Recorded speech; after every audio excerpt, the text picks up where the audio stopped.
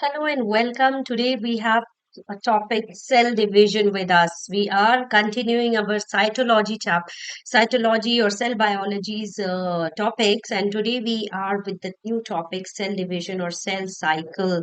Okay, which is there in 11th NCRT book, and let's begin. And when we begin this, we comes to know that's how cell division takes place, why it takes place, what is the reason.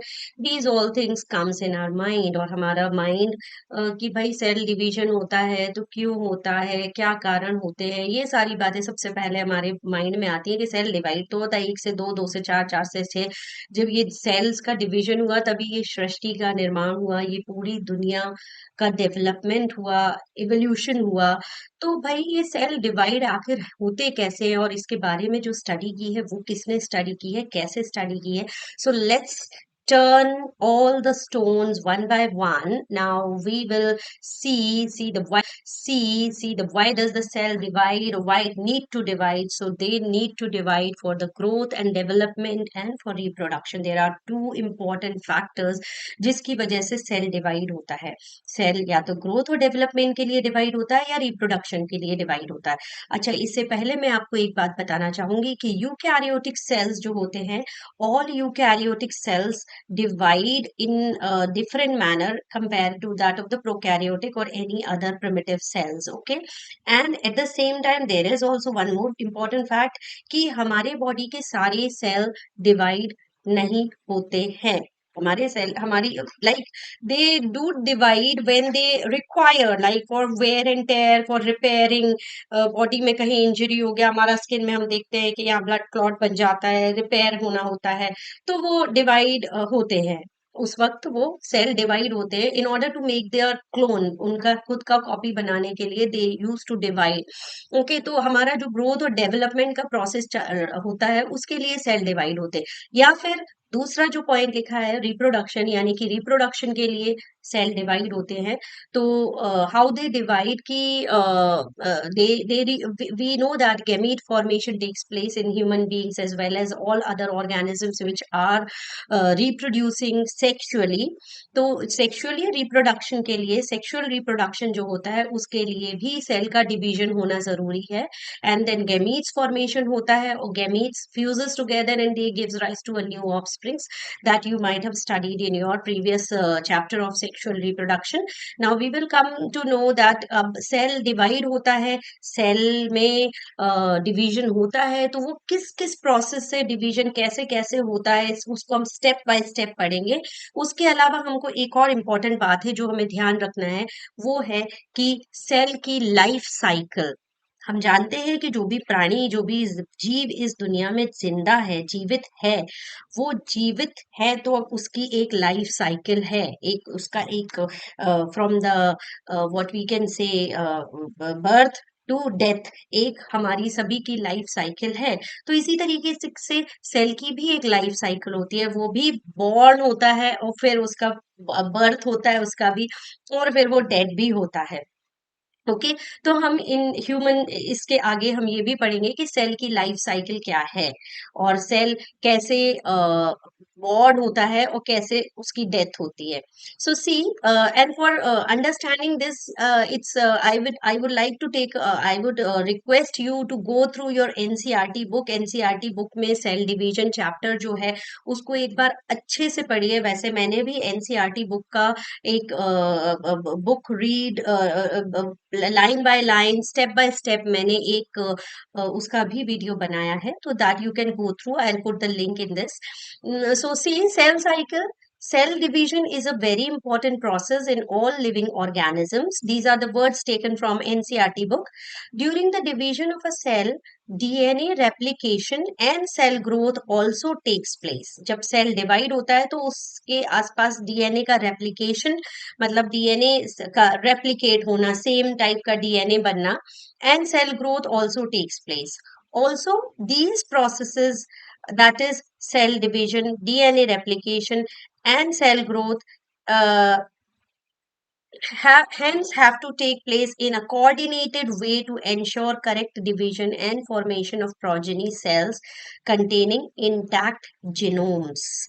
अब भाई ये वाली जो थोड़ी सी difficult सी line progeny sales और genomes, ये जो new new words या जो टर्मिनोलॉजी आ रही है, तो वो मैं आपको बता दूं कि हम जानते हैं कि हमारी we carry the information, we are resembling to our parents, हम अपने पेरेंट्स को रिजेंबल करते हैं, हम अपने रिलेटिव्स को रिजेंबल्स करते हैं, हमारे घर के जो पेरेंट्स ग्रैंड पेरेंट्स हैं उनको हम रिजेंबल करते हैं, because we are getting the genetic information from our parent to offspring. कहा जाता है ना कि हाँ इसकी नाक थोड़ी पापा जैसी है, इसकी आईज मम्मा जैसी है। So all these are because we are getting the traits from our parent. हम अपने पेरेंट्स से वो ट्रेट्स को जेनेटिक इंफॉर्मेशन की तरह हमारी बॉडी में ला रहे हैं। हमारे सेल्स एक्चुअली हमारे पेरेंट्स से ही डेवलप्ड है, उनके ही सेल में से हमारे सेल आए हुए हैं। ओके, तो ये जो सेल जब आता है तो सेल के अंदर न्यूक्लियस में हम जानते हैं कि जेनेटिक इंफॉर्मेशन होती है, और वो जेनेटिक इंफॉर्मेशन होती है in the form of DNA. DNA के रूप में जेनेटिक इंफॉर्मेशन होता है, और डीएनए के तो डीएनए के अंदर जीन्स होती हैं जो कि इंफॉर्मेशन को पेरेंट्स से ऑफस्प्रिंग में या प्रोजेनी सेल्स में लेकर आती हैं। ओके, तो progeny is nothing but the offspring, the new generation. Now what is cell division? The definition will go like this: the sequence of events by which a cell duplicates its genome, synthesizes the other constituents of the cell के other constituent को भी synthesize करता है, and eventually divides into two daughter cell is termed as cell cycle. Cell cycle क्या है? पूरा sequence of events, वो सारे event by which a cell duplicates its genome, genetic material को वो डुप्लीकेट करता है, सेल के अदर कॉन्स्टिट्यूएंट्स को भी सिंथेसाइज करता है, एंड इवेंचुअली डिवाइड होता है into two daughter cell, and this is termed as cell cycle. Clear? Although cell growth in terms of cytoplasmic increase is a continuous process, cell growth, cell की जो growth है वो continuous process है, वो चलती रहती है।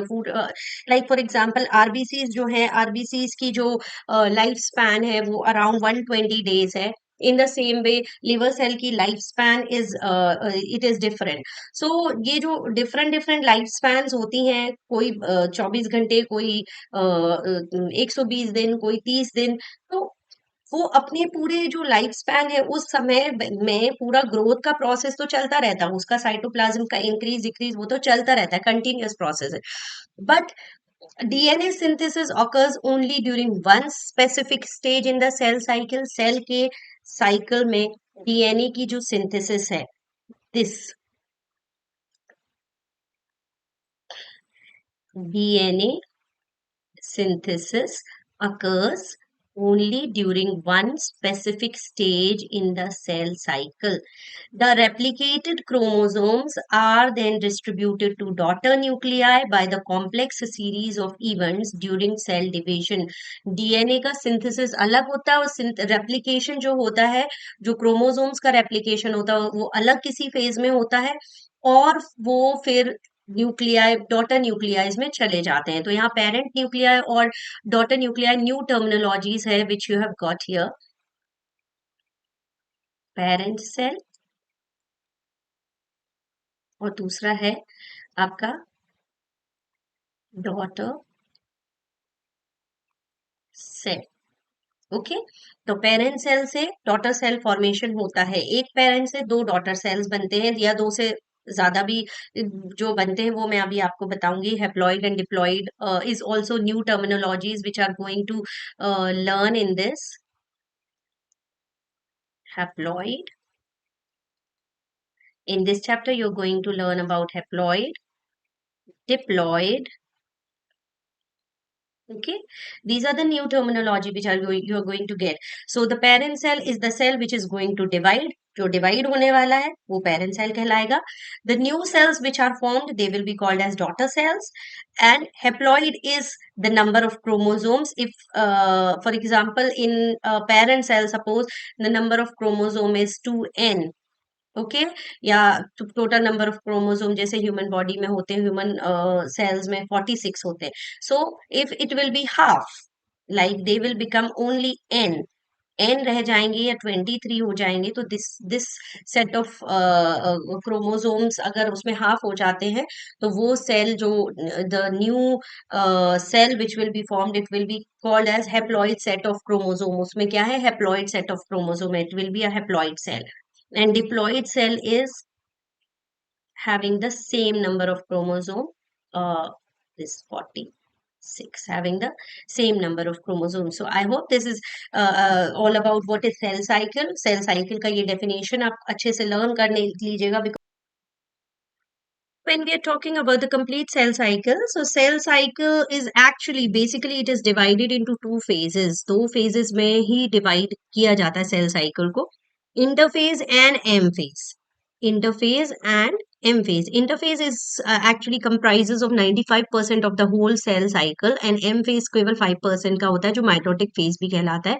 Now interphase is again divided into G1, S and G2. So we will now come to G1, S and G2. अब जीवन फेज जो होता है वो एक्चुअली सेल ग्रोथ का फेज होता है, और इस समय cell is metabolically active and prepare itself for the DNA replication. Preparation करता है, डीएनए रेप्लिकेशन बिगन नहीं होता है, that you have to remember, because many times MCQs comes in the various exams. For example last year MCQ has come also. आपके NEET 2016 में पूछा गया था कि during cell growth the DNA synthesis takes place in S phase, G one phase, G two phase और M phase. तो बताइए, अभी मैंने आपको बताया, यस, जी1 फेज में डीएनए रेप्लिकेशन नहीं होता है, डीएनए सिंथेसिस नहीं होता है, it takes place in S phase. ये जो नेक्स्ट वाला यहाँ ये जो है इसमें, वेट अ मिनट,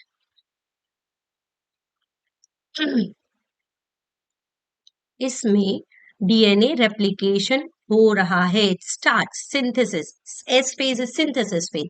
तो यहाँ डीएनए का सिंथेसिस स्टार्ट हो जाता है. This has been asked in 2016, NEET 2016 में ये क्वेश्चन पूछा गया है. उसके बाद एस फेज के बाद जी2 फेज या प्रिपरेशन ऑफ, जो जी2 फेज है, this is preparation of mitosis. यहाँ डीएनए रेप्लिकेशन, डीएनए सिंथेसिस हो गया है. बट जी2 फेज में जो होता है वो होता है प्रोटीन का सिंथेसिस. प्रोटीन सिंथेसिस, ठीक है. जी2 फेज में प्रोटीन सिंथेसिस होता है. Cell becomes very metabolically active. वो जी1 फेज में भी रहता है, जी2 में भी रहता है, और एस फेज में वो अपना रेप्लिकेशन का काम कर रहा होता है.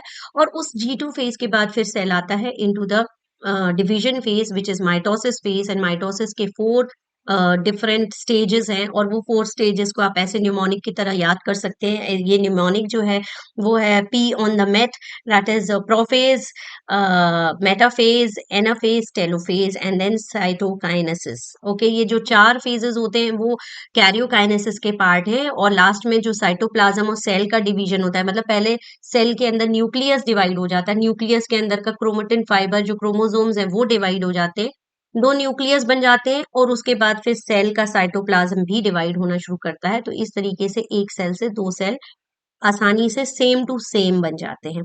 क्लियर. अब उसके बाद जी1 एस और जी2 फेज और एम फेज, आपने ये चारों फेज जब पढ़ लिए हैं, तो उसके बाद एक जो आपके लिए यहाँ इधर पिक्चर में दिख रहा है वो जी0 फेज. ये जी0 फेज क्या है भाई? तो जी0 फेज वो है जब अपने सेल का मन नहीं कर रहा है कि वो ग्रोथ, डेवलपमेंट कुछ भी करे, डिवाइड, मल्टीप्लाई कुछ नहीं. भाई वो चारों धाम की यात्रा करके आ गया है, चारों फेजेस अपने माइटोसिस के कंप्लीट करके उसने नया सेल बना दिया. अब थोड़े दिन के लिए नए सेल बन गए, अब आराम करेंगे, हम आराम की जिंदगी खाते पीते रहेंगे, लेकिन हम कुछ काम नहीं करेंगे. So that used to be the G zero phase और quiescent phase which is called as G zero phase. The cell neither divide nor prepare itself for division, it is also called as quiescent stage. Clear. और ये तीनों phases का metabolically active रहता है, ये उनका function भी लिखा. S phase, the DNA replication and synthesis, as I told you कि सिंथेसिस ऑफ डीएनए होता है तो इसमें अगर जैसे डीएनए हमने बिगनिंग में बताया कि सेल में 2C था, DNA content of the cell is 2C, तो it will become 4C, double हो जाता है। तो that you will have to remember. और G0 फेज में रेस्टिंग फेज होता है, तो cell neither divides nor prepare itself for the division, it is also called quiescent stage. और ये ऐसा है कि cell just exit the cell division cycle, बस एग्जिट हो जाता है, ना तो वो सेल साइकिल को टर्मिनेट करता है या एंड अप करता है, वो नहीं बोलेंगे, बट वो वहां पर एग्जिट हो जाता है सेल साइकिल से। Okay, now here I would like to take few questions also.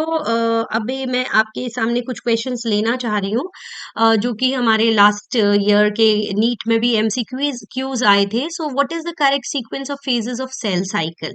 G1S G2M, M G1 G2S, G1 G2SM, S G1 G2M। तो ये मैं आंसर्स आपको नेक्स्ट वीडियो में दूंगी। So for and I hope I will get the answers from your side only. Comment me if you watch my video. Then next is which one of the following features differentiate G2 phase from G1 phase? कौन सा जो है वो G2 phase G1 phase से हम इसको कैसे differentiate करेंगे? On the basis of synthesis of protein, 4C content of DNA, 2C content of DNA, या synthesis of RNA.